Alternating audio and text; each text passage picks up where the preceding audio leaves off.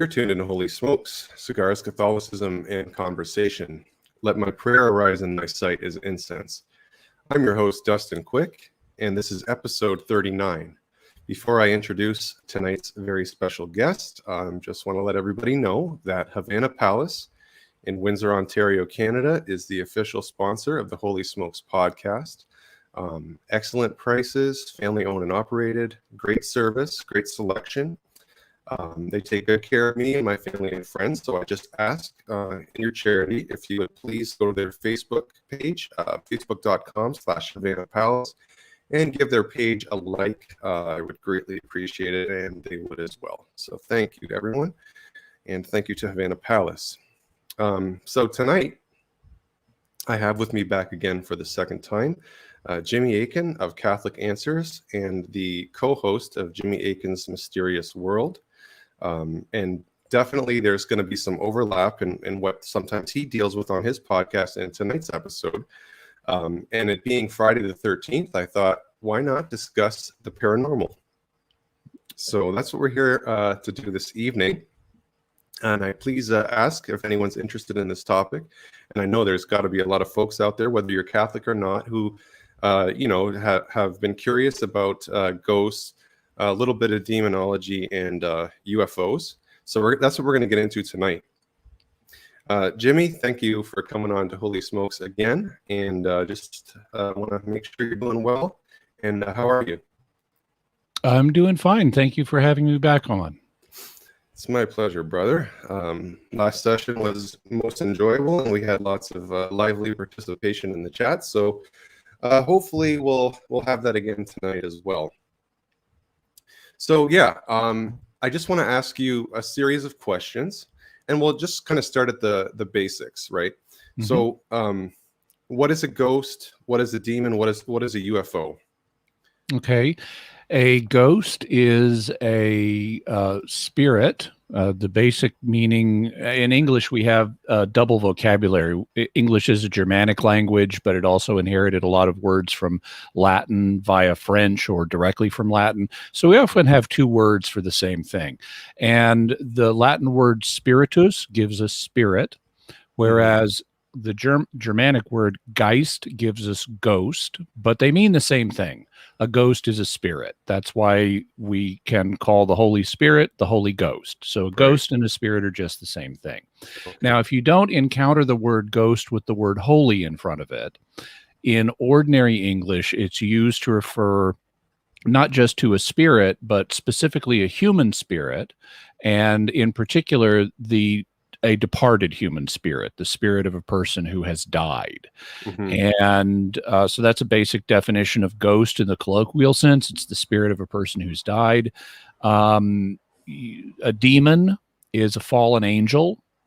And a UFO is an unidentified flying object. And that's to be taken literally. Anything that is flying and you don't know what it is an unidentified flying object, or UFO.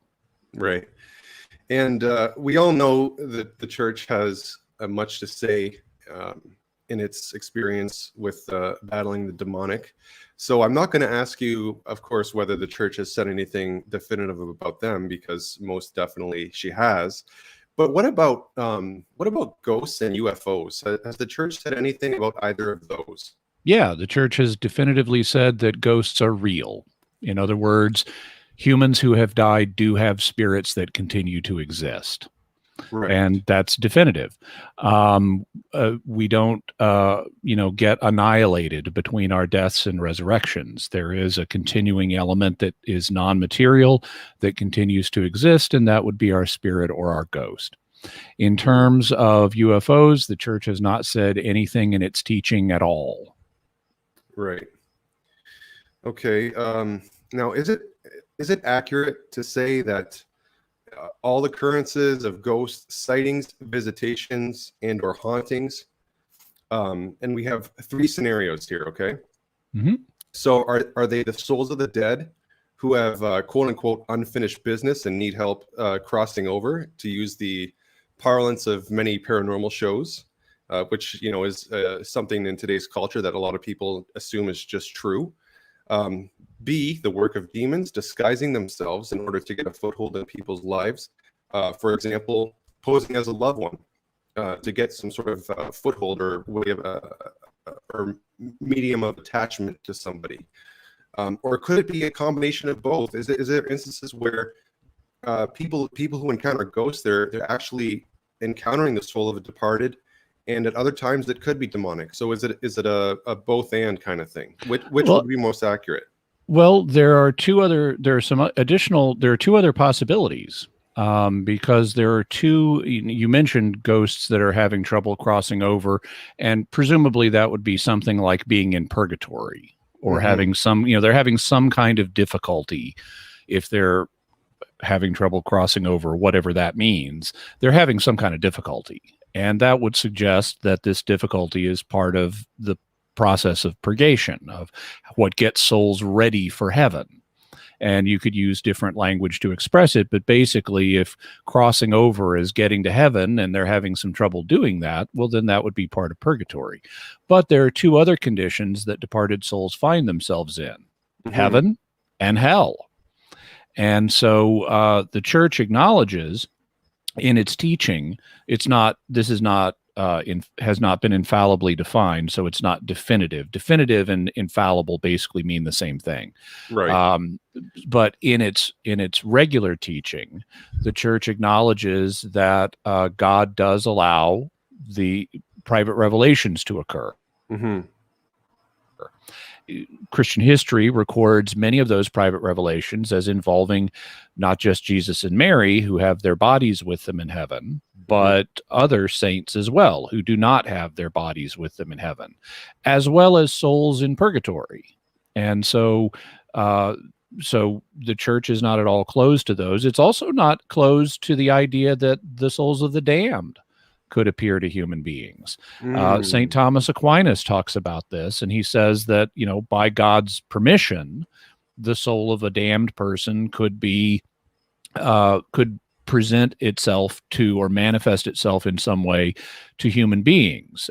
You might think of you might say, well, why would God do that? Well, one reason would be to help scare the living back onto the straight and narrow. You can kind of think of the case of Jacob Marley in A Christmas Carol, where he's died, he's suffering the consequences of his greed, and he's allowed to show up to Ebenezer Scrooge to warn him of the fate that awaits Scrooge if he doesn't shape up. Right. And Thomas Aquinas would look at that and say, oh yeah, that could happen. So souls or ghosts of all three types, the blessed in heaven, those experiencing purgatory, and those who are in hell, Aquinas would say private revelations of all of those are possible. Now, then you mentioned about, can demons impersonate ghosts or other spirits? Well, yeah, sure they can. We're told that in the New Testament that we need to test the spirits to see whether they're from God, because not all of them are. And we're told that the devil can impersonate an angel of light. And so, yeah, the devil can impersonate human souls, and recipients of private revelation have actually had to take that into account. For example, during the 1917 Fatima apparitions, the primary seer, Sister Lucia, seriously questioned for a while whether it was the Virgin Mary appearing to her or whether it was the devil appearing to her and tricking her. Right.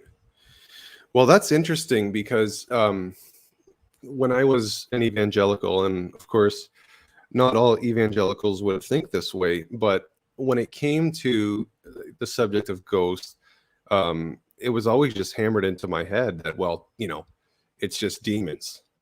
Right. On my podcast, Jimmy Akin's Mysterious World, we have two sayings: it's always aliens, and it's always demons. Because those are the two default explanations that people go to. If there's some weird phenomenon, it must be aliens. Or other people, if there's some weird phenomenon, it must be demons. And frankly, people who use those as their default position for anything that's unusual discredit themselves, and they bring discredit on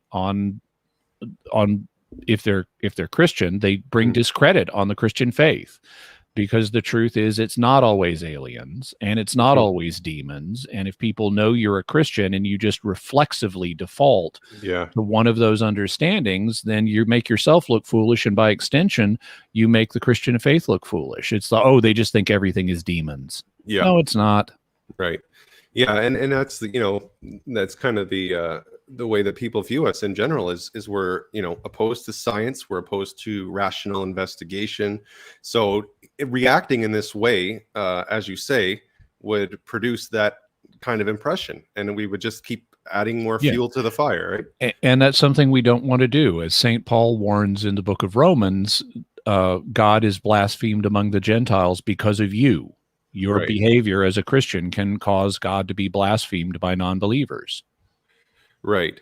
Okay, so I'm glad that you brought up purgatory. Now, I wasn't aware that the souls of the damned, could actually visit people. Well, in St. Thomas Aquinas' opinion, that's not a matter of church teaching. Right. And I'm surprised that it would come from a luminary such as St. Thomas. That was surprising to me, but I could see the wisdom in it, and definitely it's by God's power and permission for a purpose to scare somebody into going on the straight and narrow, so he's brought good out of otherwise evil, i.e. a person being in hell. So I could see how that would be possible. I just never really thought of it in those terms before. But my question is, I watch a lot of paranormal movies and documentaries and shows, and some are involving Catholic priests and the like. And I've always gotten the impression that no matter who or what you think is visiting you, you should never, under any circumstances, talk to them or try to establish any form of communication, whether it's the obvious, like the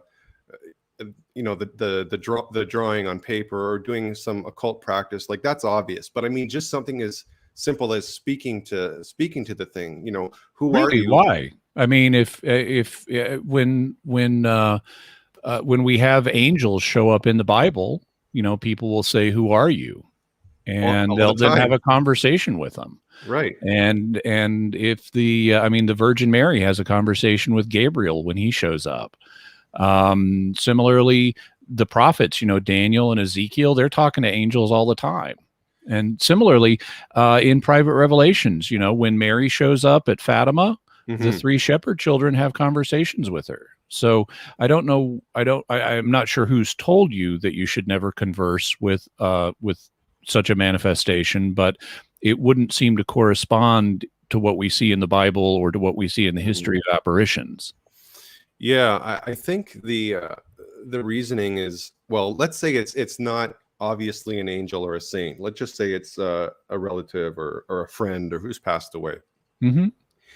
And like I said, I was told that if you converse with the thing, it might not be what it appears to be, and so you're opening yourself up to some kind of danger. Well, of course, but I don't. I mean, that happens whenever you talk to any human being. True. I mean, you don't know every detail about this person. They could be an imposter, number one, but even if you're sure they're not an imposter, there may be aspects to them that you don't know about that could potentially be dangerous. So that's true of every communication in which one has finite knowledge. Yeah, that's putting it into perspective for sure. Yeah. In fact, if it is something that is dangerous, I mean, you're going to end up forming impressions based on whatever is manifesting to you. Right. And even if you cut out verbal communication, you're still going to draw lessons. I mean, you don't have to, a spirit doesn't have to speak in order for people to draw lessons. For example, at the apparitions in Knock, Ireland, the saints that manifested did not speak. And nevertheless, people drew spiritual lessons out of it. So a demon knows that. And Mhm. a demon knows he doesn't have to talk to you to trick you in some way. There are other For things he sure. could do. Actually, by speaking, you enlarge the body of data you would have, and Right. thus be in a better position to make a judgment on, in consistent with Catholic principles. You'd be in a better position to make a judgment on what actually was that appeared to me. Also, Mm. similarly, we have the exhortation in Scripture to test the spirits. Well, how Right. are you supposed to test them if you don't talk to them? I was just gonna say that actually. Yeah. Mhm. Yeah, that would be kind of difficult, right? And if 80% of communication is nonverbal human to human, I can just imagine how much more effectively spiritual communication is without the medium of voice, right? So Mhm. I can only imagine how much more true that would be. So yeah, you're right. You don't need explicit, expressed verbal communication to draw lessons or even communicate in some way. I mean, the sheer fact of the thing's presence is going to communicate something to you. Mhm. So yeah, that's a very good point. Now my question is, Also, by the way, I wouldn't let the fact that it seems frightening as an mhm, experience. Frighteningness is not an automatic indicator of evil. And we see that repeatedly in the Bible, because what's usually the first thing an angel says when it shows up? don't be afraid. Don't be afraid. Yeah. Yeah, So whenever humans encounter things outside of their normal experience, they get afraid. And so, just if you have some kind of manifestation happening and it's frightening, well, duh, you're a human, and it's an yeah, uncommon manifestation. That doesn't sure. mean it's demons. Yeah, that was my next question. Oh, was it? Okay. What Mhm. would let's say, okay, so a non-malicious demonic entity, the soul of a departed person, for example. Um, and again, this was sort of my one of my litmus tests was that, well, it's a demon, just as you said, if it involves the element of fear. But like you said, just the Mhm. thing's appearance would scare you without them even to it, without them intending to necessarily, just because it's so uncommon and outside of our regular purview. But more specifically, though, let's say it is the soul of a dead person. Mhm. What would they gain um, from, for example, throwing objects around a room, or taking your keys and hiding them, or even appearing at 3 in the morning at your bedside, standing there staring at you? Like, Mhm. what would be the lesson here? How could we Well, know? so let's take those in reverse order. So you Mhm. wake up and there's a spirit standing at the end of your bed. Right. Now, the first thing that I'm gonna ask myself is, am I suffering from sleep paralysis? Hmm. Because sleep paralysis is a very common phenomenon.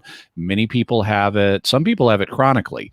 Hmm. But when you have sleep paralysis, it is very common to think you're fully awake, even though you're not, and to perceive a presence in the room with you. Sure. And so there could simply be a natural explanation. But let's suppose I know that's not the case. I Yeah. wake up, there's the spirit of a departed human standing there and not saying anything. Well, they're at least presumably wanting me to let them know about their presence. Hmm. And well, okay, what else could I learn about them? It's going to depend on how they present themselves.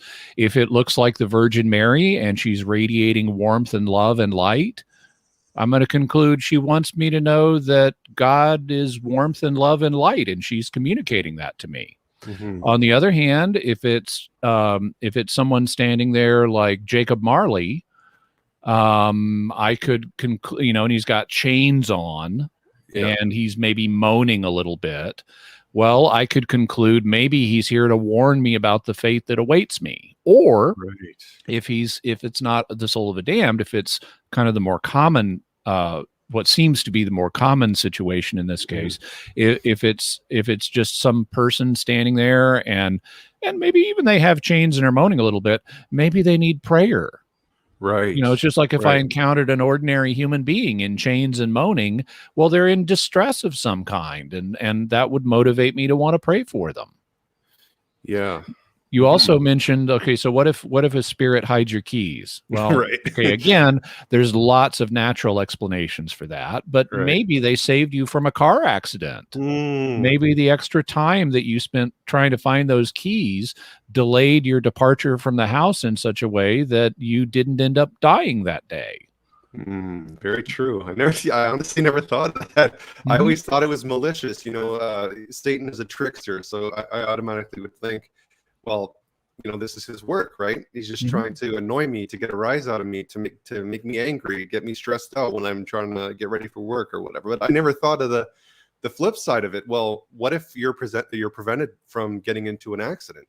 Now, the first one you mentioned was throwing things around a room. Yeah. And so there are, so this kind of gets us into a phenomenon known as poltergeists. Yeah, right. Poltergeist is a German term. So you'll hear the Geist in it. So we know that means ghost or spirit. Yeah. What does polter mean? Well, basically a poltergeist is a noisy ghost. Oh, okay. And that's what that phrase means, because poltergeists apparently do make noises. At least this is what the reported phenomenon is. They make noises, they move stuff, they throw stuff, things like that. Right. So what are the possible explanations for poltergeists? Well, number one, angsty teenagers, because poltergeist phenomena tend to be associated with the presence of an angsty teenager in the house. And sometimes angsty teenagers throw things out of anger and frustration, but they don't want to get caught for it, so they don't do it when their parents are looking. And so one thing that paranormal investigators have to take into account is this purely natural in its causation? Is there someone that's doing this, either as a hoax, or this is, a teenager taking kind of crypto revenge on their parents by disturbing them or something like that?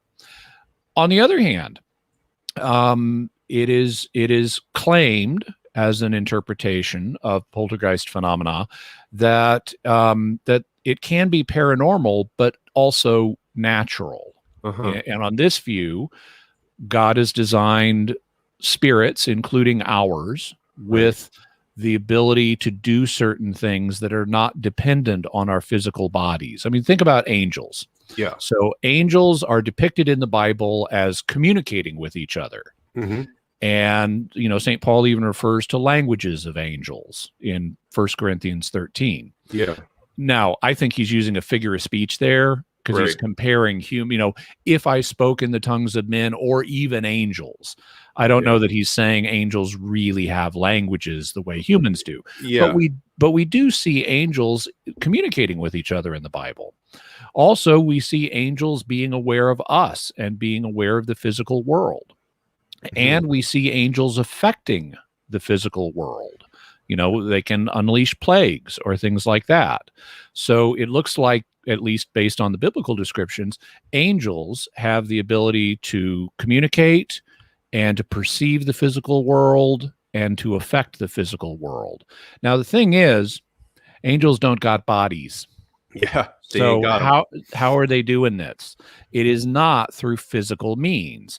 So angels are able to communicate without a physical medium.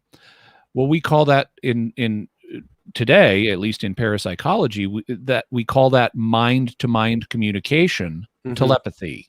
Okay, yeah. Because angels communicate one intellect to another, so that sounds like telepathy. Also, they perceive things even though they don't have sense organs.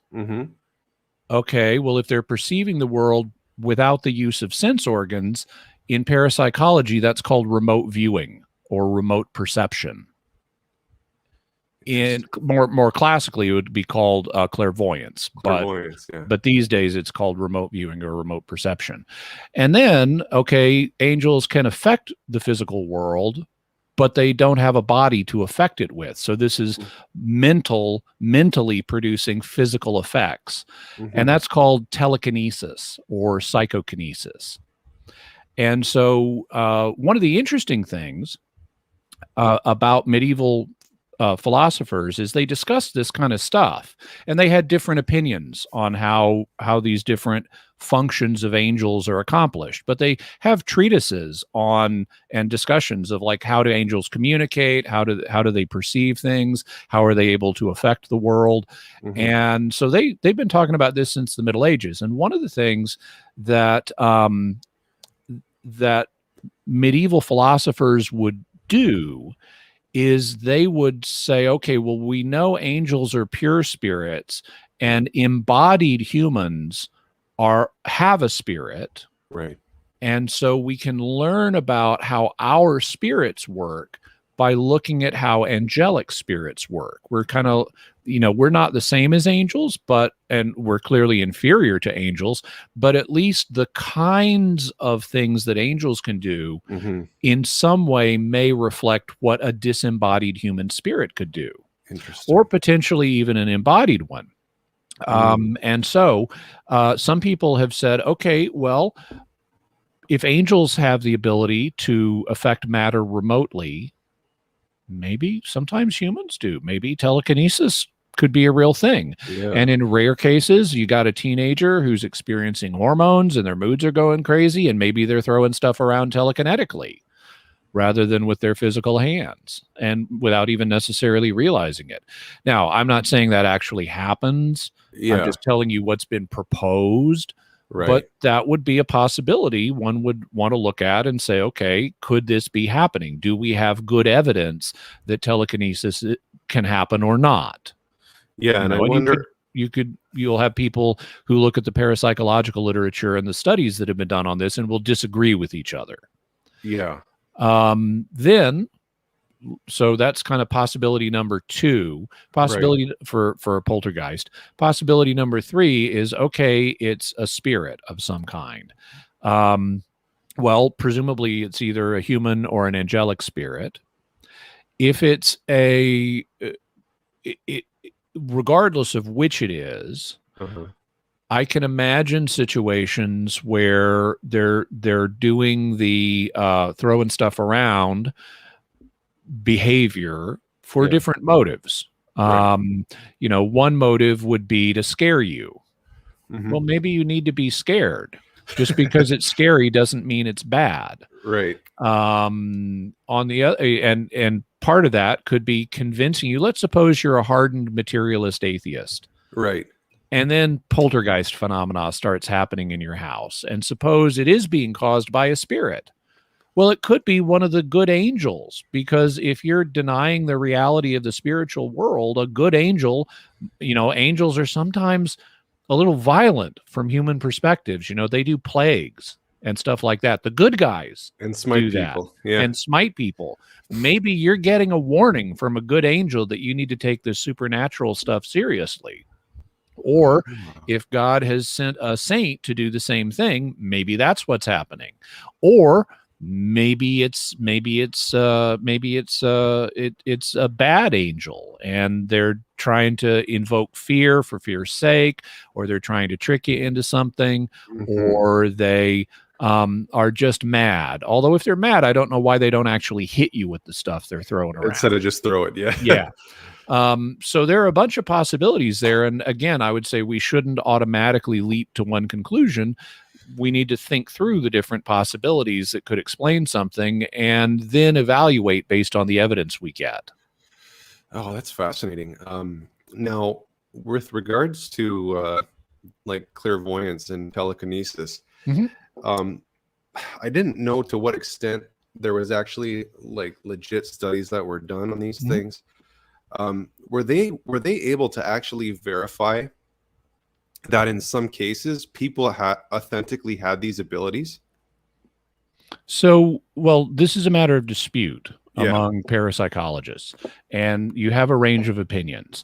There are studies that report anomalies. Now, so in the case of telekinesis, there are typically, in parapsychological studies, it's typically divided into 2 classes.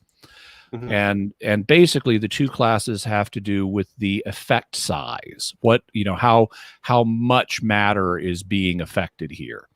And if it's something you could, if it's a large scale system that's being affected, it's called macro PK. Whereas if it's a small scale system that's being affected, it's called micro PK. Okay. Now, if you were to, let's say, see a person levitating, Yeah. so they're floating off the floor with nothing supporting them, that would be macro PK. Yeah. If, on the other hand, you have people and they're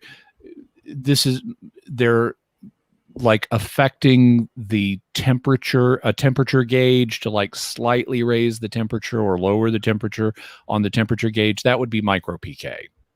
Okay. And there are studies of both of these. Now, micro PK is easier to study because you can do lots of trials and lots of repetitions and do a statistical study of micro PK. And there are statistical anomalies that have been reported in some studies of micro PK. However, there's a dispute about what that means. Some people will look at that and they will say, oh, well, that's evidence that micro PK exists. Others will look at it and say, nah, even though it's improbable we'd get this results, I think it's still just random chance. Something else. Maybe there are some other studies that didn't get published that reported the opposite. And then there's an interesting possibility that has been proposed, which is maybe the people doing the studies used an entirely different ability to unintentionally generate these results. Maybe they had precognition, and without realizing it, they foresaw when the opportune time was to start the experiment so that they'd get statistical anomalies. And it's very hard to distinguish between those different possibilities. So there's a dispute. There are statistical anomalies that studies report, but people dispute how do you interpret those. Maybe it's micro PK according to some people, maybe it's precognition according to others, and maybe it's just really unlikely random chance. Yeah. When it comes to macro PK is harder to study because obviously levitation is not a common human ability. Right. If it were, we wouldn't be having this discussion. Yeah. And it's generally harder to study large-scale effects than smaller ones. But there are reports of people who have seemingly generated large-scale effects. Unfortunately, this tends to remain in the case study kind of situation rather than a statistical study. Okay. So you can report, like there was a guy named Ted Owens. He's dead now, but there was a guy named Ted Owens who called himself the PK man. And he would do things like say, okay, I'm going to bring about a massive rainstorm in the middle of this drought that's happening in California. Right. And it would happen. There would be a massive rainstorm in the time frame he would say. Really? Yeah. Or he would say, I'm going to cause an earthquake in this time frame. And there would be an earthquake in that time frame.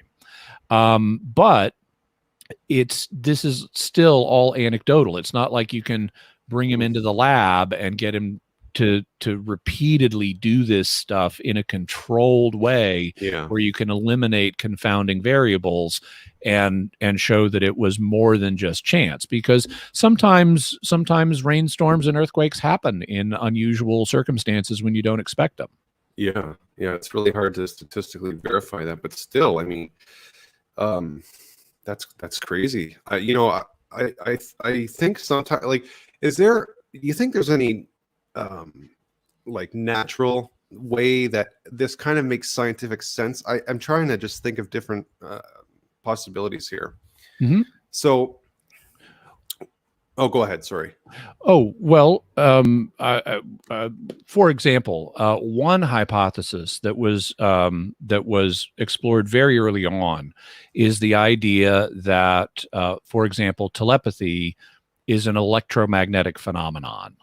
Right. And because our brains do generate electrical and magnetic waves, well, that's what your brain waves are. Mm-hmm. And so the idea was, well, radio waves, electromagnetic waves can be picked up at a distance.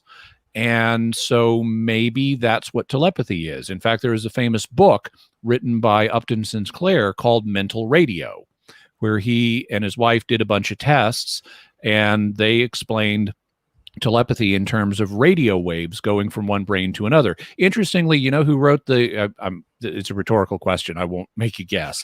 But you know who wrote the preface for Mental Radio? Albert Einstein. Really? Yeah. Wow. And so it kind of makes sense. If we know our brains are generating these electromagnetic waves. We know electromagnetic waves can be detected by things like radios. Yeah. Maybe that's what telepathy is. Well, they've tested that. Okay. And it turns out the answer is no. There's a device known as a Faraday cage, which will block electromagnetic radiation, at least of many frequencies. Uh-huh. Now, an example of a Faraday cage you probably have in your own house. Do you have a microwave? We don't actually. Oh, really? Yeah. Okay. Well, Anti-microwave. many people have microwaves. Yeah. And there's the question is like, if there's all this, if it's nuking my food, why isn't the radiation coming out? And the answer is because your microwave is a Faraday cage. Mm-hmm. It blocks the frequencies, the microwaves. It blocks them from being able to come out. And so what they would do is they would put is in the 1970s, starting in the 1970s, they'd put psychics in Faraday cages and see would that block what they were able to do. And I know there were, for example, remote viewing studies, and it's also been done with telepathy, but basically, no, it didn't. Putting someone in a Faraday cage didn't stop them from being able to do whatever it is they're able to do. Now, Faraday cages do have a limit, and they don't block everything. If a frequency is really, really low, it will not be blocked by a typical Faraday cage. And so you want something else if you want to eliminate the possibility of really low frequency electromagnetic waves being involved. And they tested that too, because it turns out extremely low frequency waves, electrical waves, will pass through water. Now, water normally blocks lots of stuff. That's like, light is an electromagnetic wave, but you go down in the ocean and it gets darker and darker and darker because that radiation is being blocked. It's being intercepted by the water particles. But extremely low frequency or ELF waves can reach deep down into the ocean. And so they use ELF, extremely low frequency waves, to communicate with submarines. So they'll, unfortunately, you can't, because they're so low frequency, you can't communicate very much information, but you can communicate a little. It's kind of like having the worst internet bandwidth in the world. But you can use them to communicate with submarines that are deep in the ocean. And so we do. So the solution was, let's put psychics on submarines and see, does that affect them? Yeah. And the answer was no. They got the same results, the same kind of results they did on land. And so if psychic phenomena is real, and I'm saying if, but the statistical anomalies and the ability to get the results they did was not affected, whether the psychic was in a Faraday cage or in a submarine underwater. And so if psychic phenomena are real, it doesn't appear to be based on electromagnetism. Interesting. So do you think it could be possible that, for example, what the ancients deemed as spirit, I don't want to say like univocally equal to what we would now see as energy, but do you think there's some kind of link? And the reason I say that is, like, if someone presumably is able to influence weather Mhm. by thinking or making some kind of intention, let's say. um, I would suspect, if this is in any way accurate, I don't know, but I would suspect that really it's what quantum physics has shown us, that everything is basically varying degrees of waves of energy. The lower speeds coalesce into something more solid, is what we see as matter. The higher frequencies are quote unquote immaterial and invisible, but still substantive. So if we're thinking about something, let's say, and a certain result comes to be, being that all is energy, let's say, is it possible that we can indeed affect our environment without even being aware? Like, we're so interconnected and bound with everything else, and we're made of the same quote unquote stuff. Do you think that's maybe a possible explanation, or is that wrongheaded? So there are several things there that kind of need to be disentangled. Let me see if I can hold on to them all long enough to do that. The first thing is, okay, so energy can be defined various ways, but a standard definition of energy is the capacity to do work. And well, our from a Christian point of view, our spirits and angelic spirits do have the capacity to do work. They are, even whether you believe that saints can directly influence things or not, they can think, and that's a form of work. They also, angels can directly affect the material world. So they have the ability to do work. So by that definition, I would say that spirits have energy. Yeah. And that's a legitimate way of talking about how supernatural things are accomplished. For example, when in Luke's gospel, when the woman with the hemorrhage touches Jesus, Jesus perceives that power has gone out from him. And so it's legitimate to talk about supernatural effects as being produced by power or energy.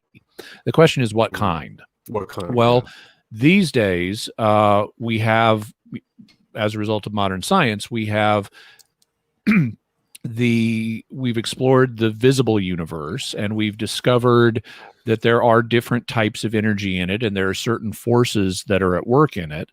And it does not appear that our souls, our spirits, are made up of any of this stuff. Right. We've got these subatomic particles. There's like 17 of them in the standard model of particle physics. Quarks and electrons and neutrinos and things like that. And our souls are not made out of any of those things.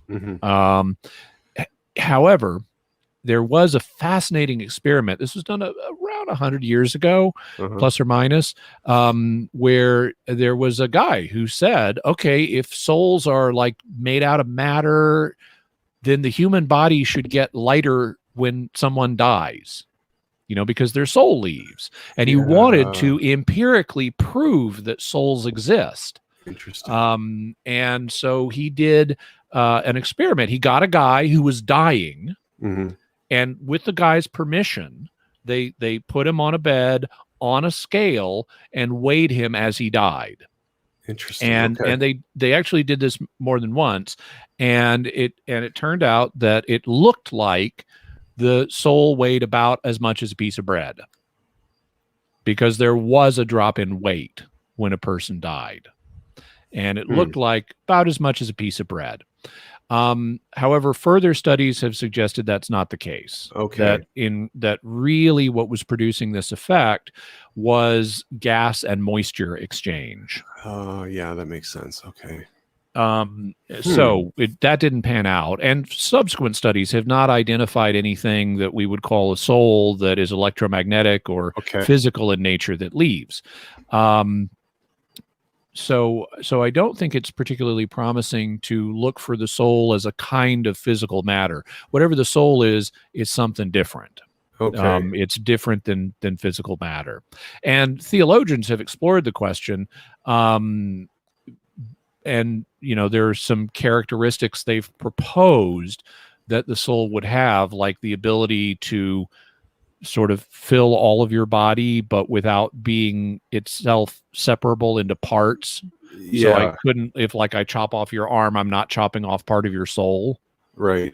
Right. But that kind of addresses some of it. Oh, similarly, in terms of supernatural effects, like an angel influencing the world, or like a human allegedly psychically influencing the world. Some studies have suggested that it's not anything that we're familiar with in terms of familiar physics. Like like we mentioned, if you put someone in a Faraday cage, they can still do whatever it was they could do. Yeah. That suggests that things like telepathy and precognition and remote viewing are not all electromagnetic in nature. Sure. Although there are some situations that could point in a different direction. There are sometimes electromagnetic anomalies that are uncovered in parapsychological research. The question would then be, well, what is it we're detecting here? Yeah. It's not. Sure. So and in some cases, like I mentioned, the precognition hypothesis would really say that the only ability that humans have is precognition, and that really explains all of these other things. And precognition doesn't seem to involve the exchange of energy. Okay. I mean, because you're not reaching out and affecting the world. If anything, precognition would seem to be passive. Yeah. And now people may wonder, okay, so what does the Catholic faith have to say about all this? Yeah, for sure. Yeah. Well, the Catechism has a section, and I talk about this in Mysterious World. The Catechism has a section that warns people about various practices like astrology and consulting demons, and don't go to mediums and ask them to conjure up the dead for you and things like that. Right. Don't go to fortune tellers, and or employ various other practices that are that in the Catechism's world falsely unveil the future. Okay, so that's a key phrase. If it falsely unveils the future, you don't want to have anything to do with it. Right. Just like if you were to go to a financial advisor who's terrible and always gives you the wrong advice, well, you don't want to consult that guy. Yeah. But humans try to learn about the future all the time. Our brains are wired to make predictions because that aids us in survival and in navigating through life. If you see a car barreling down the road at you when you're walking across the street, you really quickly make a prediction: that's going to hit me if I don't move. Yeah. And you move out of the way. So we're wired for predictions. There's nothing wrong with learning about the future. The question is, does a given method actually work or not? If it doesn't work, if it's falsely unveiling the future, then you avoid it. But if it gives you at least somewhat reliable information about the future, it's not in conflict with the Catholic faith to use it. An example of that would be a weather report. Okay. Yeah. Weather reports are not remotely close to 100% reliable, but they are useful enough for planning your day. Sure. So could there be a latent human ability, like a natural, that's in human nature? We know God can, tell you the future. That's prophecy. Yeah. But could there be a latent ability in human nature to somehow learn about the future in some small degree? Well, Thomas Aquinas said, yeah. Really? In fact, both he and St. Augustine, so this is two doctors of the church, both he and St. Augustine talked about this. And St. Thomas Aquinas referred to it in some of his writings as natural prophecy, to distinguish it from supernatural prophecy that God gives. Right. And whereas he said, well, if God tells you it's guaranteed to be right, natural prophecy is only probabilistic. It tells you what the future is likely to be right, but it's not guaranteed to be right. And he would say that this can manifest in dreams, which is why people sometimes have precognitive dreams. On the other hand, he also acknowledged sometimes when you have a dream that foretells the future, it's random chance. Yeah. And sometimes it may be a self-fulfilling prophecy. You dream you have pizza the next night for dinner, so you order a pizza for dinner. Yeah. Well, that's a self-fulfilling prophecy.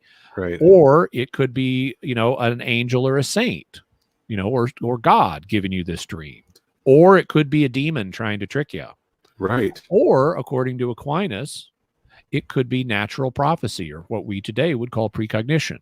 Wow. Unfortunately, that's about as far as he goes. He doesn't give us tests to tell which one it is, but he says those are all possibilities.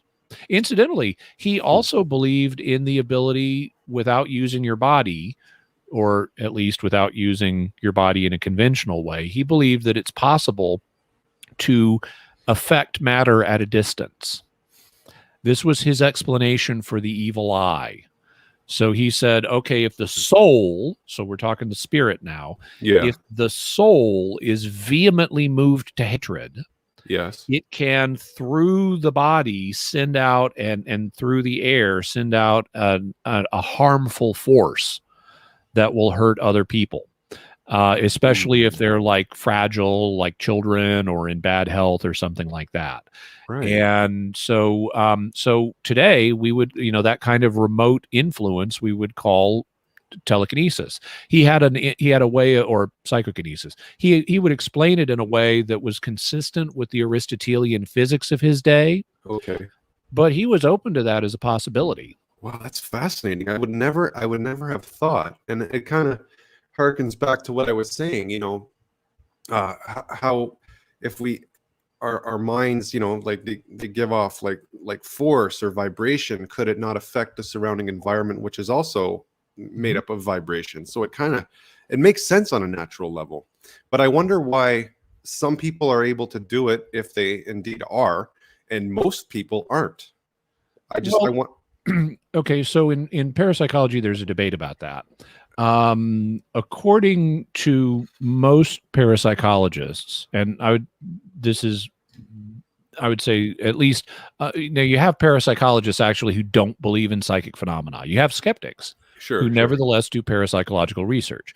But among those and then you have other parapsychologists, obviously, who do believe in psychic stuff. And then you have people in the middle who is like statistical anomalies in the data, and I'm not sure how best to explain them. Sure. But among those who do believe that parapsychological phenomena that psychic phenomena are real, it's natural to assume that all humans have at least some of this. Sure. Because any given human ability you can name, everybody has the right apparatus to do it in principle, unless there is a problem of some kind. So like everybody has vision, unless you're blind. Right. But blind people are a minority because sight evolved to help us navigate the world. And by God's design, it's part of us to help us navigate the world. Right. And so this actually gets back to another aspect that you had mentioned that I wanted to come back to, but forgot. But some people are much better than others. Even take vision as an example. Some people are eagle-eyed. Yeah. Other people are almost blind. Yeah. And so there's a range of ability. Some people are highly functional, others are not. Similarly, unless there's something broken with a person, they can walk. Walking is a natural human ability, but not everybody is an Olympic level sprinter. Yeah. So you have a spectrum of human abilities in the natural realm, where some people barely have it. Some people may not have it at all if there's something wrong. Yeah. And then some people may be really good at it. And the claim is that that applies to psychic phenomena too, that everybody has a little bit, but some people have a natural talent, just like some people are athletically gifted or musically gifted. But then there's a second dimension to this, which is, with something like musical ability, the ability to play an instrument, nobody has that unless they practice. Sure. And so, some people, everybody has some degree of musical ability, assuming they can hear, so they can get feedback of the sounds they're playing, or even if you're Beethoven, just feel it. But everybody needs training in order to use this properly. And so, according to some, although this is actually disputed as well in the parapsychological community, um, you, people may have an ability, but then they need training in order to maximize it. And then there's this other possibility, which I forget exactly how you expressed it, but if we have such abilities, and like I'm saying, I'm not claiming these are real. I'm just saying this is what's claimed. This is the thinking. This is the research that has been done on it. But if we have these abilities, and God put them in us by evolution or directly into our spirits, or who knows how God did it. But if God put them into us, presumably it's to help us function in the world. Yeah. So, and maybe that's been damaged by the fall. Maybe what psychic functioning is the remnants of the preternatural gifts that many theologians propose our first parents would have had. That's right. And there have been Catholic theologians who've speculated that, like Alice Weisinger. So that's a hypothesis that's out there. Maybe if we hadn't fallen, we'd be able to do all this really great. Sure. But however, we're in this state where if these are human abilities, they are weak natural abilities, kind of like our sense of smell. Our sense of smell is a weak ability, but it is natural to us. A dog's sense of smell is natural to it, but it is vastly more powerful than a human sense of smell. Right. And so the analogy would be, well, if psychic functioning exists, psychic abilities would basically be weak natural human abilities. Just like our sense of smell isn't very good, it's not always reliable. Compared to a dog, I mean, we can't just go around and sniff a trail that's 2 days old, based on smelling someone's clothing. We can't do that, but dogs can. So, but if we had these abilities, they'd presumably be to help us. So how do we know we're not using them already? Maybe they are so ingrained in us that actually people are using them regularly without even realizing it. Just like most of the time, you don't have to think about your breathing, or you don't have to think about your sense of smell. It's that's all handled automatically, and only when there's a problem, like I'm choking on a plum pit, or wow, I suddenly smell, what's something that smells bad? Ammonia. I suddenly get hit with a powerful ammonia smell. Well, then your sense wakes up and alerts you to what's going on. I'm choking, or I'm smelling ammonia, or something like that. But most of the time, you don't even think about that. And so there's this proposal in the parapsychological community called the super psi hypothesis. Psi, PSI, is the first letter of the Greek word psyche, which means soul, which is where we get psychology from, and parapsychology that studies all this is an extension. And so psychic phenomena are called psi, PSI phenomena. And the super psi hypothesis is that we actually are unconsciously using psychic functioning all the time on a low level without realizing it, just like we're breathing all the time without realizing it most of the time, and just like we're regulating our blood pressure all the time, and we're keeping our heart beating all the time, and we're not thinking about those most of the time. Maybe the same thing happens with psychic functioning. And in that case, it opens up some interesting possibilities, because in addition to having kind of a competition among people on a natural level, there could be a competition going on between people on a psychic level as well, without people even thinking about it. So, for example, one view, and this is sometimes called decision augmentation theory. One view is that we have a small something of an ability to predict the future psychically, to precognition, and this normally operates subconsciously in us, and it gets factored into all of the decisions we make.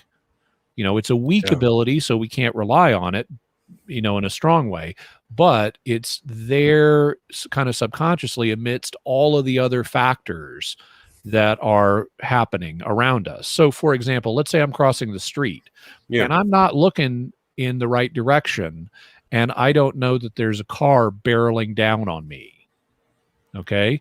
But if I have precognition operating as a background program in my mind, it could prompt me to look over and see the car. And at that point, my natural decision-making ability kicks in, and I say, I better move fast because I don't want to be hit. And so this would augment the precognition would augment my ability to make decisions amongst all these other purely natural factors, like I see a car barreling down on me. Well, how would you test this hypothesis? And by the way, there's been work done on this by a parapsychologist named Dr. Edwin May, M-A-Y. And he's an advocate, by the way, of the precognition hypothesis, that precognition may explain it all. And interestingly, he's also a materialist. He doesn't believe in souls at all, but he nevertheless believes that psychic phenomena is real. In any event, or at least he strongly suspects that based on the data. So how would you test this? Well, there was a well-known remote viewer back in the 70s and the 80s. I forget exactly when she died. Her name was Hella Hammond. And they did some experiments with her where she would be in one room of the lab, and in a different room of the lab, they would have a light flickering on and off. And they would want her to, or it would be flickering on and off, and they would want her to announce ahead of time, when is the light going to be flickering? And she couldn't do it. But they had her hooked up to, it was either an EKG or an ECG, and whether if it was, and one of the measures they were taking, it may have been her heart rate, would predict when the light was going to be flickering. It may have been her brain waves. I'm forgetting that part of the experiment, but they had her hooked up to a physiological measuring device, and her physiological responses would predict when the light would be flickering, even though that information didn't filter up into her conscious mind. So that would be evidence that there might be subconscious precognition happening. Another example, and I also got this from Ed May, he talks about it in some of his videos, that there was a test done. Sometimes they'll do, as part of management training courses, they'll do tests on the, like, personality tests and things like that, to see who would be a good managerial candidate and things like that. And in one such course, without telling people of prospective business leaders, they snuck in a precognition test. And they didn't tell them it was a precognition test. But what they found was that the most successful businessmen scored high on the precognition test, which could suggest that part of what helps them be successful businessmen is a slight bit of augmentation in their decision making coming from something like precognition. Fascinating. Hey, brother. Sorry, if you can just hold that. I'm going to plug in my laptop real quick. Sure. So just bear with me a moment, okay? Okay. Thank you. And you can keep talking if you feel so inclined, because this is excellent stuff. Well, actually, I'm going to smoke my pipe because it's hard to do that and keep talking. So. Yeah, for sure. Okay, I'll be right back. And guys, by the way, I see there's questions and comments. God willing, we will get to those. If depending on Brother Jimmy's time, but we will try to get to those. So just be patient and thank you. Oh, I've just discovered them. Yeah. Also, guys, just want to let you know that before I logged in here, I had, I think, 494 subscribers. So my plan is, once I hit 500, I'm going to do a free book giveaway for U.S. and Canada residents. So I haven't quite chosen the book yet, but it'll be obviously Catholic theology oriented. What I'm going to do is I'm going to post a video and just have you put your email address in the comments, and then I'm going to draw one winner out of there. I'll contact you by email, then you can send me your address info, and I will get the book and have it shipped to you totally free as my gift. And so that's my first 500 subscribers, and I will do the very same thereafter for each 500 that I hit. So God willing, I just want to give back and bless people for supporting me. Anyways, I will be right back. I'm just going to plug in my laptop here, so just bear with me. Yeah. So while he's doing that, I'll see if I can answer a few questions here. One of them I see, things are good always, writes a question. Did Jimmy ever consider the religious life? If so, what order or orders was he drawn to and why? Well, after my wife died, I did consider becoming a priest, but I quickly concluded that I was not called to the priesthood.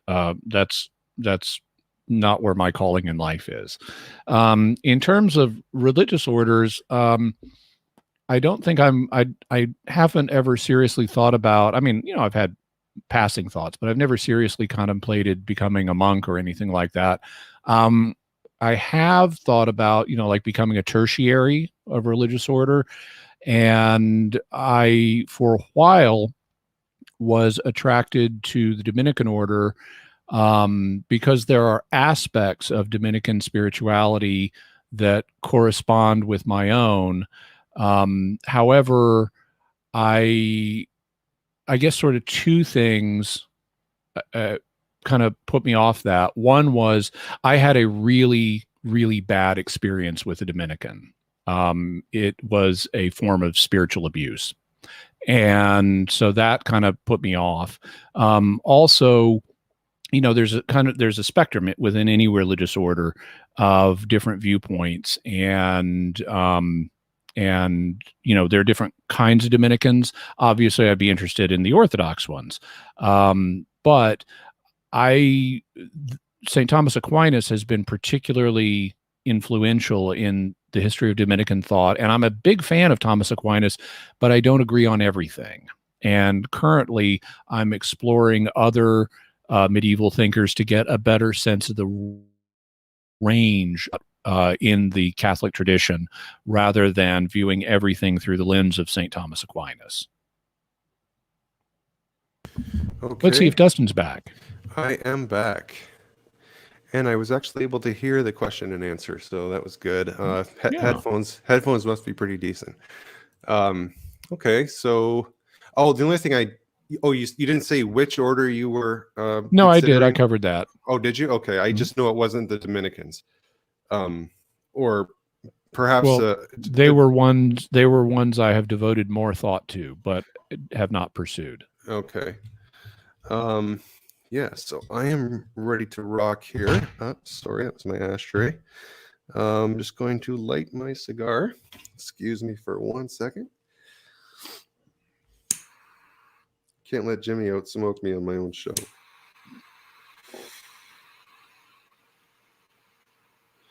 All right, so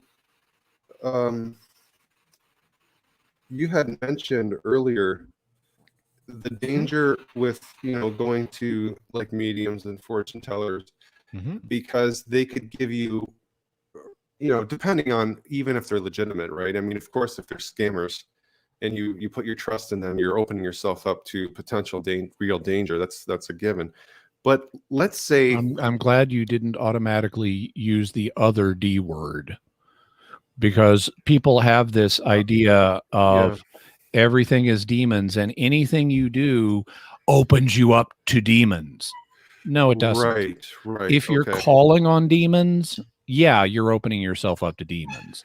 But if you're not calling on demons, you shouldn't worry that there's a demon under every rock. There's a word for that, and it's paranoia. Yeah, not paranormal, paranoia. Yeah.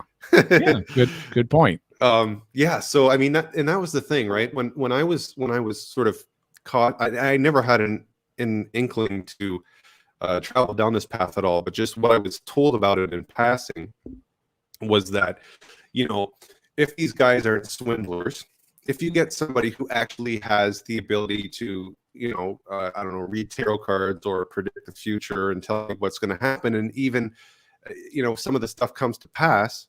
And so you start frequenting them more and more, and you build a relationship of trust.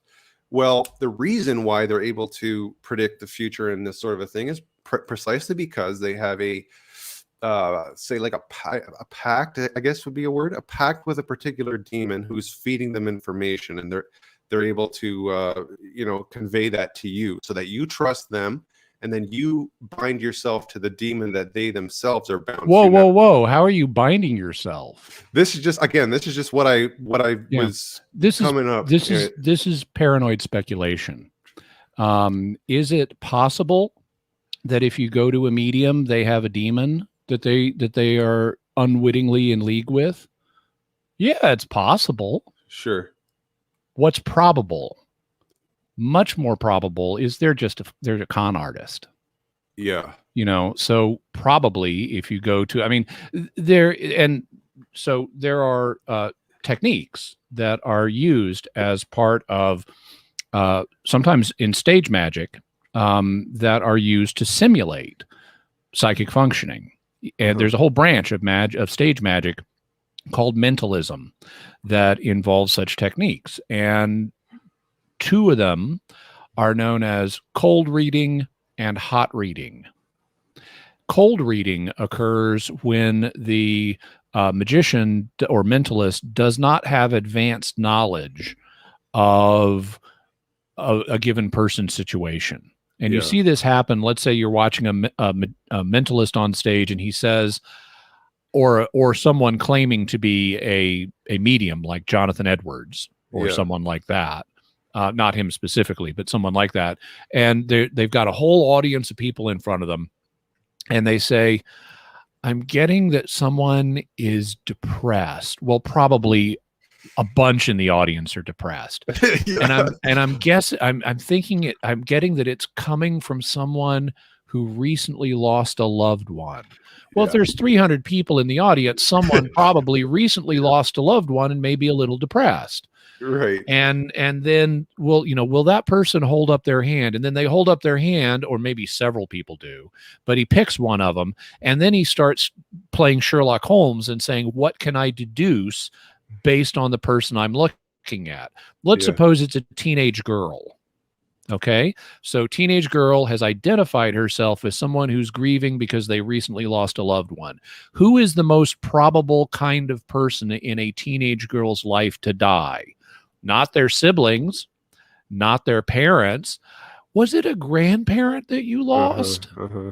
And so you can see how someone who's completely faking it can cold read their way into what seems like a convincing performance. Now, it's called reading because what you're doing is you're reading the person. You're reading, you're learning about them by interacting with them. And it's called cold reading because you don't have advanced knowledge. The opposite of cold reading is hot reading. Hot reading occurs when you do research in advance of interacting with someone. So, for example, let's suppose you've got a stage performance coming up, or where you're going to be a psychic medium, and you are selling tickets. Okay, so you look ahead of time at the credit card receipts for the tickets, and you learn the names of you or your research assistants. Right. Look at the names of the people who have bought tickets. And then you go look up their Facebook pages where they have shared all kinds of personal stuff about themselves. And they come to your audience and you say, I'm sensing there's someone named Clarissa here. Clarissa D. Is it David? Clarissa Davenport? Is there a Clarissa Davenport here? And she stands up. Yes, I'm here. I'm getting that your late grandfather is telling me that he's okay, and you just had a trip to Cancun last month. Is that right? Because she posted pictures of it on Facebook. So you can generate amazing performances through cold and hot reading. And frankly, that's what a lot of people in this situation do. It is much more likely you're dealing with a fraud than a demon. Right. And the same with possessions, right? I mean, uh, the majority of the Possessions are, time it's well, yeah, the first line of defense the church has is do not assume it's a demon. right. Check it out and see if there's mental illness involved. It's more Exactly. likely to be mental illness than a possession. Right. So, okay, let's rule out the cold and hot and the swindlers. Well, let's say Mhm. somebody legitimately has the ability and they give someone this hidden information or this hidden knowledge that they couldn't otherwise gain. Mhm. That's not well, it's clearly not always demonic per se, because as we just spent a good chunk of time discussing, there's people who believe and try to, I don't know, substantiate or replicate that people have like even these natural abilities such as precognition. So it's not necessarily supernatural. Mhm. It could be, right? It could be, but we don't. I don't. I guess the only way to know for sure is if a demon shows up in someone's life and announces its presence, or something to that effect. Mhm. But so okay, see, I was under the impression as a fundamentalist Protestant that this is all demonic, like, and I guess you could say indirectly it is. Um, because it might be taking you away from relying on God or whatever. Like, so Whoa, whoa, indirectly, whoa, whoa, whoa, whoa. If God gave you an ability so that it would help you or right, other people, it is not demonic to say it's okay to use this ability. God didn't give us any abilities we're not meant to use. right. Okay, so what I would be mean, the name one, you know. yeah? Okay, I mean, eat, well, we're supposed to do that. Use our vision, yeah, we're supposed to do that. Reproduce our species, yeah, we're supposed to do that. Not every single one of us, but yeah. yeah, You can't name an ability that God gave us that we're not meant to use in some situation. right, You can use it in the wrong situation. You can go out and have a baby outside of wedlock, yeah, yeah, but yeah. but that doesn't mean there are no situations where it's appropriate to do this. Okay, so what is the uh, if that's the case, and I definitely agree with you, but if that's the Mhm. case, what would be the reason for the blanket condemnation of things like going to I don't know if psychics is even included in this category that the catechism lays out, but fortune tellers or something like this. If one of Mhm. them that you encounter happens to have this ability and they don't use it for evil, are you still gravely sinning objectively by going to this So, person? so the catechism is dealing. The first thing to know about catechisms is they are not technical treatises that cover every conceivable situation. Right. Catechisms are meant to provide basic information. That's Yeah. why when someone is coming into the church or when someone's growing up in the church, they're taught, they go to catechism class, they learn basic information about the faith. It is not meant to give you an advanced degree in theology. It is not meant to cover every conceivable situation.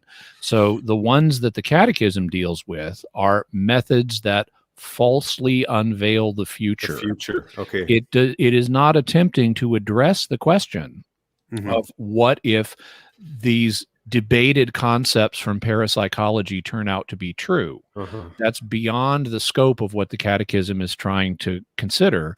And for that, you have to go beyond catechesis into theology, which Hmm. does go into more depth about more different kinds of situations. And that's where opinions like Thomas Aquinas or St. Augustine or Alice Weisinger come into play because they're dealing with beyond the basics type situations. I see. So really, what is condemnable about this practice is trying to gain knowledge of the future, and it's often No, associated. no, no, no, No, no, not it's not trying to gain knowledge of the future. We do that all the time. We're wired to do that. It is trying to gain knowledge of the future in an inappropriate way, such gotcha. as a way that is unreliable or that invokes demons. Right. Those are the two things the catechism calls out in this area is, do not invoke demons and do not use unreliable means. Okay. And is this in any way connected to the condemnation of necromancy? Because, oftentimes non-Catholics accuse us of being necromancers because we communicate or pray to or ask the intercession of saints.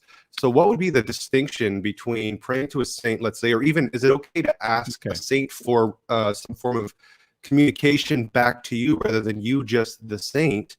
And what's the difference between that and necromancy? You can ask God for anything you want. And when we ask the saints to pray for us, all we're asking is for them to intercede for us. So if I say to my dead wife, let's say, I'm still grieving for her, and I say, Renee, please, if it's God's will, give me a sign that you're in heaven or that you're okay. Okay. What I'm doing there is I'm saying, dear Renee, please ask God if it's okay with him that I receive a sign that you're okay.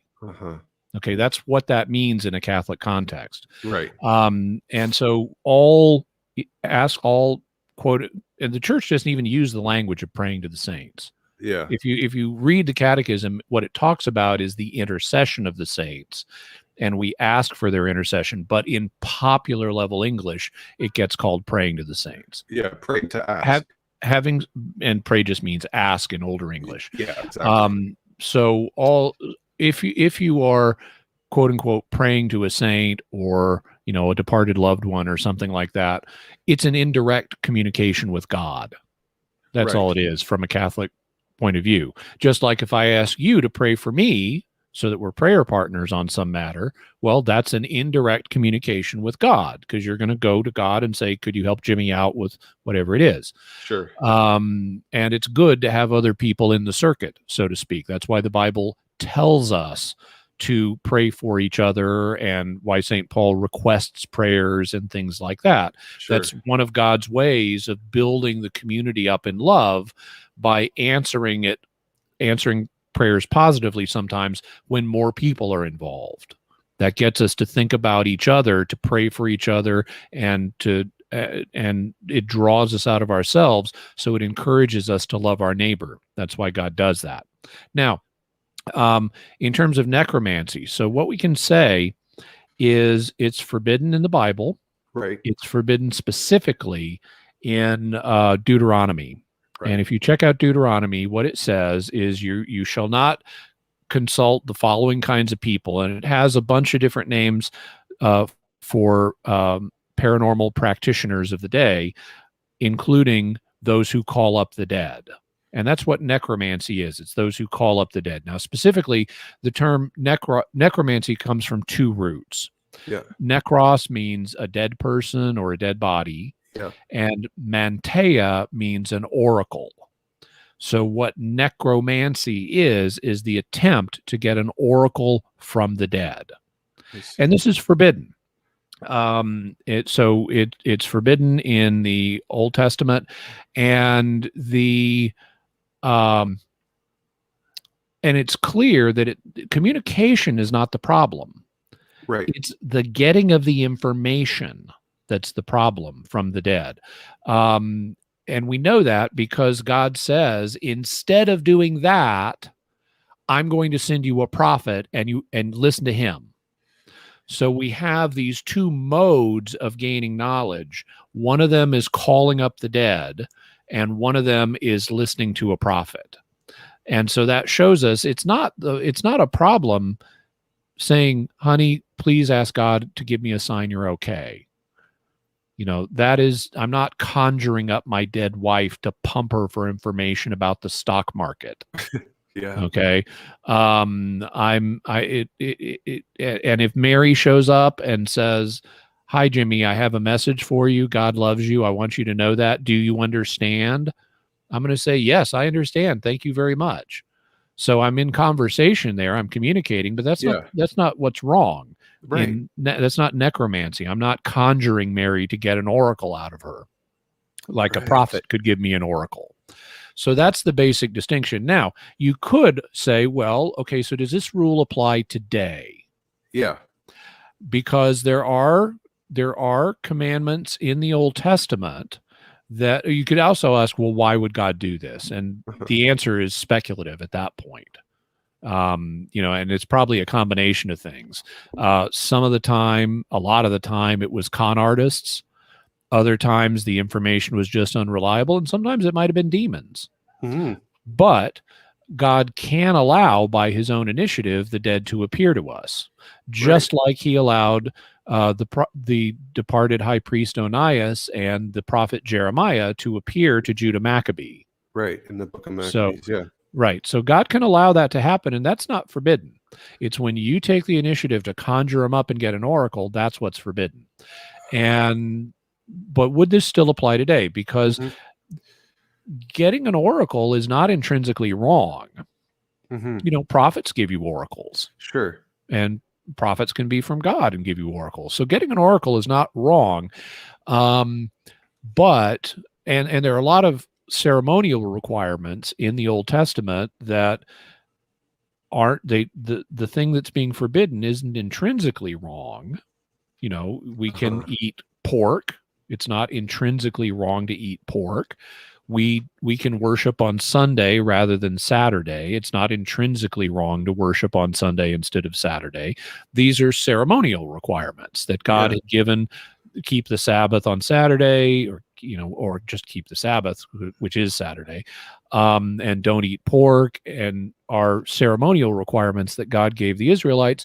You could say, well, maybe the prohibition on going to mediums is that. Because it doesn't seem to fall directly out of morality, because you can get oracles. That's okay. It's don't get them this way. Sounds kind of like, okay, worship God and do it on this day or at this temple in Jerusalem or something like that. It seems like it's a ceremonial requirement rather than a directly moral requirement. So how would we evaluate it today? Well, even though I think you've got a good case to say that the necromancy prohibition is a ceremonial requirement for the Jewish people. Nevertheless, it has been received by Christian tradition. Right. And so even if I can't prove it from Scripture, it seems to be a received item of uppercase tradition that Christians are not to do this. Right. Yeah, and like I said before, anytime you conjure up, anytime you encounter a dead person, it's a demon, right? Well, that's disproven by Scripture itself, because when Saul goes to the witch of Endor, he calls up Samuel, right? And it doesn't say, oh, but it wasn't really Samuel; it was the demon. No, and now there are people who will say, oh, that must be a demon, but that's not what the text says. No, it doesn't. The text says it is Samuel.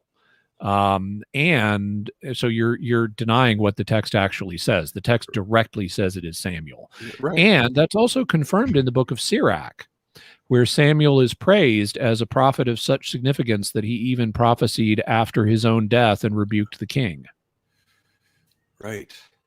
Yeah, there's so many distinctions, and to be honest, like, I hadn't had an in-depth Catholic conversation about these matters before with anyone. So a lot of this is new to me.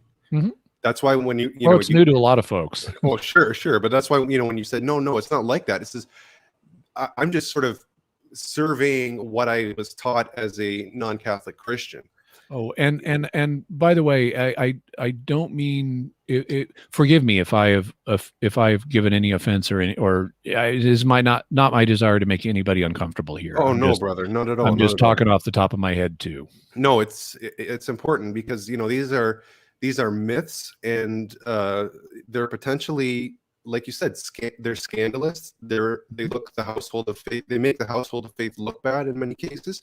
Overly paranoid, anti-rational, anti-scientific. So I don't want to hold or convey any information that would sort of add, wood to that pile, for sure. No, so I appreciate these clarifications. Definitely helpful and revelatory in a big sense for me personally. So thank you. I appreciate it, and no offense at all, brother. Good. So, by the way, we've been going for about an hour and a half now, and I know you wanted to take questions. potentially? Yeah. And were there some other topics you wanted to ask about? Well, perhaps you want to go through some of these comments first? Sure, whatever you'd like. All right, let's try this out here. This was that was religious life from Things Are Good Always. Tom, thank you for tuning in. Tom says, God bless you all. We got one here from my friend James. Hey there, Dustin. Love the show. Thank you, brother. Appreciate it. Hi, Jimmy. Love your work. Former Calvinist here. Reading your book, Fathers Know Best. Meant to read it years ago. Okay. Yeah, that's one of the ones I actually wanted to read, but I've got quite a big pile right now. So yeah. Great. That's great. I hope you enjoy it. Yeah. James, it was, I think. Yeah, James. Yeah. So Things Are Good says, I once met a woman who, in telling me the answer to the fifth glorious mystery, was Mary crowned Queen in heaven, and she added, I should know I have seen it. I'm not quite sure. Well, so sometimes people come to me and they report that they've had experiences like this. And my attitude is that of St. Paul in 1 Thessalonians 5:19-21. Don't despise prophecies, test everything, and hold fast to what is good. And so I don't dismiss these claims. If someone said, I've had a vision of Mary crowned Queen of Heaven, I would say, interesting. That's really something. Sure. I don't reject it. I don't automatically believe it either. Because I haven't investigated it. And in this case, it doesn't seem to be doing her any harm. Right. And it doesn't, there's no pressing need for me to investigate it. So I'd go, oh, really? Wow. Yeah, it seems to be, holy and edifying. So a concerned Catholic says, what is Jimmy's opinion of the Whitley Strieber accounts? I'm not familiar with this, Jimmy. Whitley Strieber, yeah. Or Whitley Strieber, rather. It's a typo. So Whitley Strieber claims to have had a variety of unusual experiences involving what seem to be aliens. His most famous book is called Communion.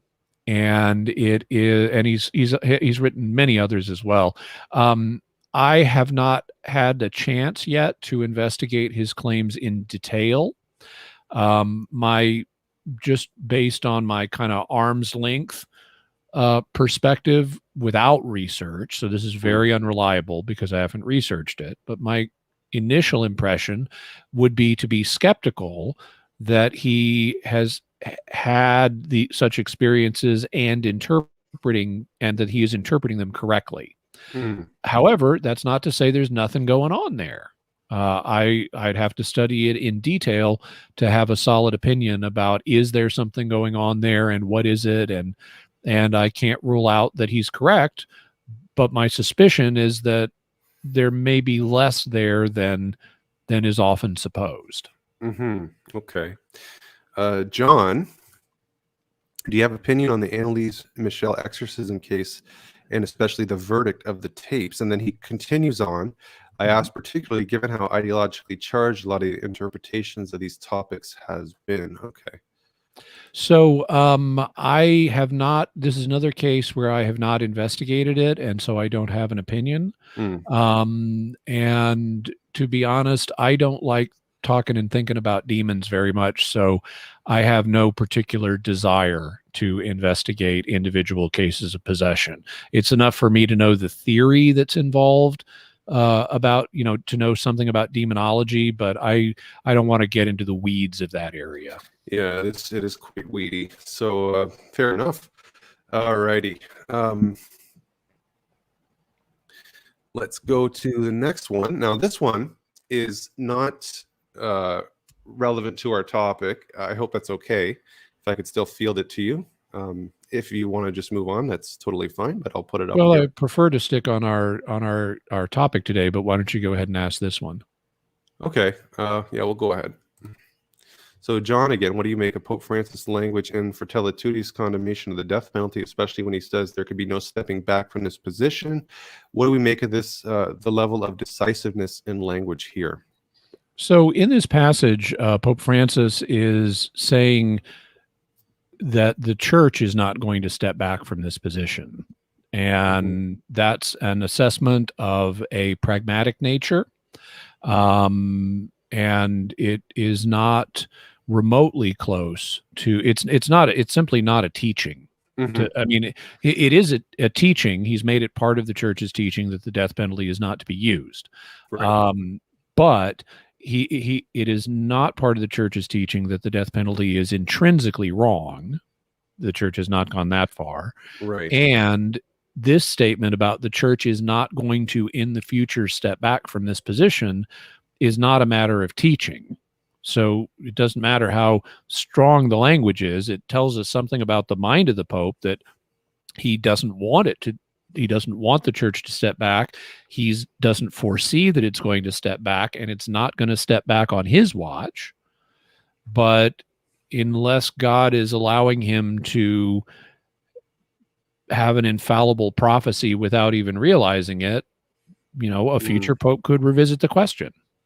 Yes. So Somebody. this is a prediction, but it doesn't appear to be an infallible prophecy. Right. And then things are good. They mentioned the Annalise Michel case, but interestingly, they say she was dead 5 months, by the way, and then it was at her graveside I had that experience. I'm not sure. You'd have to clarify. I'm not aware. But I don't. Like I said, I don't know anything about this case. Yeah, and all I know is what I've seen in movies. So, now this is one question that I did want to get into, and somebody just, in fact, brought it up. Now, the whole question of alien abductions, right? It happens quite frequently. It's widespread. Well, it's reported that it is. It's reported. So I would wonder a couple things, and Teresa kind of took the thought out of my head here. She says, could aliens actually be demons disguising themselves as aliens, so-called alien encounters? Now, what I had sent you with the question was, is it necessarily demonic, or could it actually be another species of life that we've not yet really encountered en masse? And it's just weird. I mean, you read some of these reports, or you listen to them, and they're being experimented on, and they're getting their semen extracted, like all kinds of weird stuff. So, what do you think is really going on here with the whole issue of alien encounters and abductions? You got any thoughts on that? So let's apply critical thinking to this. Rather than me tell you my opinion, at least right off the bat, let's explore the question. Okay. Given all of the wide range of phenomena that occur in the universe, is it possible that God could have created physical beings on some other planet?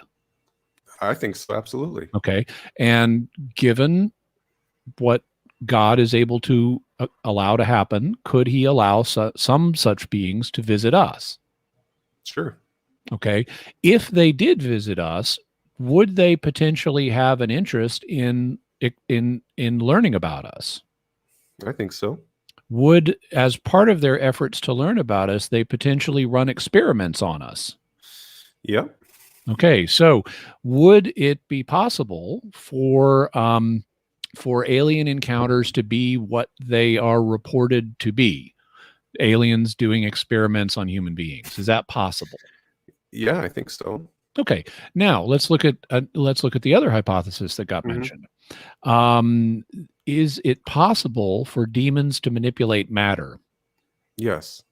Could demons manipulate matter such that they created what looks like a spaceship and what looks like an alien? Absolutely. Could they then manipulate humans in such a way that they seem to be taken out of their bedrooms and have experiments performed on them? You bet. Okay, so could it be aliens? Yep. Could it be demons? Yep. Could it be something else? Remember the phenomenon I mentioned earlier? Yeah. Where you wake up and you seem to be paralyzed, and there is some kind of presence that you sense, the sleep paralysis phenomenon. Sure. And your dreaming center may not be completely shut off. So you may be imagining fantastical scenarios involving you and this other presence. Yep. Could alien abductions be sleep paralysis? Could be. Okay. Mhm. And there are other possibilities too, but that just illustrates 3 of them. So Yeah. anytime I get a question of, is this possible? Hmm. The answer almost always is going to be, yeah, it's possible. Sure. I can't rule it out in principle. It's a big universe and God lets a bunch of weird stuff happen in it. He's a For God of sure. surprises. For sure. So I can't eliminate it. The question is the practical question is not, is it possible? Because the answer to that is almost always yes. Is it probable? Is it probable? Hmm. And alien encounters and alien abductions may be explained by more than one thing. Hmm. Maybe some of them are real aliens. Maybe some Sure. of them are demons. I'm guessing a lot of them are sleep paralysis. Hmm. And I'm guessing a lot of them are also hoaxes or mental Mm. illness or things like Mm. that. Right. So I don't think that there's likely one explanation that fits all such encounters or all such that is the explanation for all such reports. Sure. Now, a basic principle that I use when considering phenomena, and I talk about this on Mysterious World, Mm. is, and by the way, we have lots of people should go to, they're viewing this on YouTube. They should Yeah. go to my YouTube page, which is youtube.com/Jimmy Akin, and they Mm. can look at the Mysterious World playlist. And we've got stuff on all this, mediums and aliens and all kinds of this. Right. But they should check that out for more info. But Absolutely. on Mysterious World, I talk about a principle, which is that every phenomenon should be taken at face value until you get evidence otherwise. Sure. Uh-huh. This is a basic principle about how we navigate the world.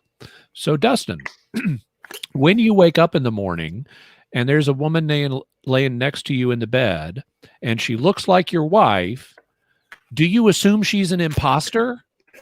No, I hope not. Yeah, no. It appears to be the woman you wake up next to appears to be your wife, and the logical thing to do, the rational thing to do, is take the phenomenon at face value and say, yeah, that's my wife, Mhm. until you get evidence that she's a robot or an evil twin or a reptilian in human skin or something like that. Yeah. So we use this principle constantly in our ordinary lives. It's how we navigate the world. Take things at face value until you have evidence otherwise. So let's think about the demons coming to abduct you and do experiments on you. Mm. Why would demons want to do that? Who would be more likely to run an experiment on you? I mean, the purpose of experiments is to gain knowledge. So who has a motive? Who's more likely to run an experiment on you? An alien that is only just encountering human beings, or a demon that's been around them for thousands of years? Yeah, the former. Yeah. Yeah. Also, when we look in the Bible, now I know there are people who claim that there are UFOs in the Bible, which is not the case. Yes. And I'll do a future episode about that. But when we look in the Bible and we read passages about demons, are they flying around in things that look like spaceships? No. Do they appear in the Bible as like 3 foot tall, lightly colored beings with big heads? No. Okay. So it seems to me that if a given report of an alien abduction or an alien encounter more generally is not to be explained by hoax or mental illness or sleep paralysis and you're or something else, and you're down to the alien or demon hypothesis, well, it presents itself as alien, not as demonic. So take it as alien until you get evidence it's demonic. Yeah, but don't leap to the demon conclusion. Yeah, that's very, very good advice. Yeah, like why not apply the standards that we do to ordinary phenomenon that we encounter in everyday life? Why be not consistent and apply that as well? Because that will take you far. Yep. Right. And it does mean being open to saying this is not what it appears. That does happen. If your wife serves you dinner, most of the time she's not trying to poison you. But there have been cases of wives who've poisoned their husbands. So if you detect evidence, she's putting rat poison in she's got a box of rat poison sitting on the counter right next to the stove with and it's open and it's got a spoon stuck in it, maybe you want to examine that food a little bit more closely before you start chowing down. Yeah. But without evidence, don't worry about it. For sure. Things are good comes back just to clarify. Sorry, I mentioned those additional details. The passing of my neighbor. Oh, okay. And her message about seeing Mary crowned queen. Oh, okay. So that's helpful. Okay, I get it now. Yeah, so definitely. if I understand correctly, things are good indicates that things are good got a message from the neighbor saying the neighbor could see. So this Mary was like crowned. a private revelation. Yeah, Well, yeah. I don't dismiss that. That could well be the case. For sure. Me too. Now, a question about aliens then. If they are indeed aliens and the face value thing is accurate, what would their relationship to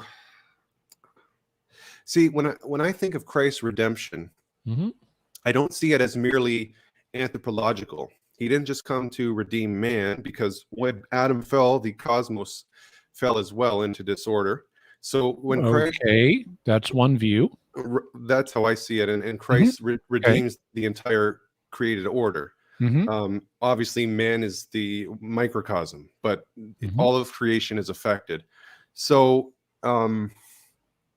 where would aliens fit in the scheme? Like, if we were to start establishing contact with them on a more regular basis, would they?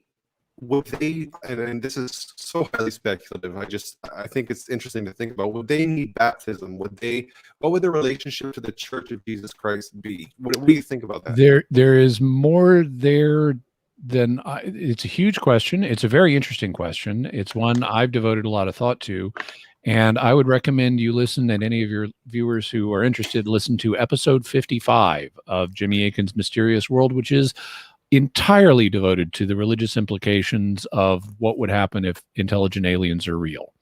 And we cover all of this. We cover their relationship to, do they even need redemption? Is it possible for them to be redeemed? Is Jesus Christ the way that they could, here on earth, the way that they would be redeemed? Could they be redeemed other ways? Could they be baptized? Could they receive other sacraments? Turns out that if you have a hydrogen-based life form that will boil at temperatures where water is liquid, don't baptize them unless they're dying. Because otherwise you'll kill them. Right. But you could take like maybe ice cubes and bless them with holy water ice cubes. Yeah. Wow. Yeah. What a thing to think about, eh? Yeah. What else did I want to ask you? I just had it on the tip of my tongue too. I'm sorry. Forgive me. That's okay. And I'm open to coming on in the future. It's just we've been going for almost 2 hours now, I don't really have time to hit all of the alien religion questions. For sure. Yeah.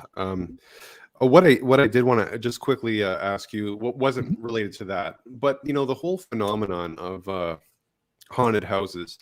Now that we've established that, in Catholic theology and the Catholic view, when it comes to the souls of the dead versus demons, there's a lot of nuance, which isn't surprising because the Catholic Church is all about nuance and distinction, which is awesome. So it could entirely be possible that it is a tormented spirit that is haunting its former residents. Maybe they died in a horrific way, or a suicide, or something of that nature. Is that possible? Well, let's test your precognitive abilities. What would I say to that question? Well, you'd say, are we talking about possible? Yeah, sure. Anything's possible. Is it probable? And then kind of go from there. Well, so let's flesh out the idea space. Okay. We have on the table one hypothesis that it's a soul experiencing purgatory. Right. Okay. What other hypotheses are there?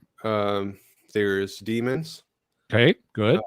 Don't forget aliens, because it's always aliens too. Yeah, it could be aliens, just like they built the pyramids. Yeah. So it could be aliens, could be soul in purgatory, could be a demon. Maybe it's somebody with telekinesis. Good. Influencing this environment in such a way. Maybe a poltergeist. Okay. No, I've heard that a poltergeist. No. So go ahead on poltergeist, and Oh, then I'll have a follow-up question. yeah. So one thing I heard about poltergeist is that um, it's actually when somebody dies, they leave behind a sort of Residue? yes, a residue. And if it was if they were super negative, super diabolical, that residue could still, after their passing from the physical environment, could still have an effect on the surroundings they left behind. Mm-hmm. That's just something I heard. Yeah, it's been proposed. You know which medieval theologians thought could support that? Who? Blessed John Duns Scotus. And he was of a view that even though the intellectual soul is the integrating form of the human body, that the human body actually has sub-organizing principles, even for each organ. And for different aspects of our consciousness and so forth. And it's only the intellective soul that is the overall uniting form that unites all of these other things. But if there are these other forms to the human body, then they could be, there could be some kind of psychic or mental or spiritual forms distinct from the intellectual soul that are left behind, just like there are physical forms left behind. You still got the body there. It's still got a heart in it. It's still got a kidney or two kidneys. Hopefully it's got a liver. Maybe there are mental, spiritual things laying around too. Interesting. Duns Scotus, eh? Wow. Yeah. But so we've covered aliens, demons, purgatorial soul, could also be damned. Poltergeists. We've covered some paranormal things. What are some natural things that could also explain the report of a haunted house? Well, you could have it could be an old house, could have leaky pipes, creaky floors. Good. That Okay. sort of thing. Good. What else? I can't really think of any other natural. Is the person who reported this guaranteed to be reliable? Oh yeah, it could be a con artist. Could have some form of mental illness and is not perceiving reality properly. Yep. Yeah, or there. Yeah, I can't. Those are good. Those are good. So we fleshed out our idea space. Yeah. Now there's lots of reports of haunted houses in the world. Yeah. Is any one of these likely to explain all of them?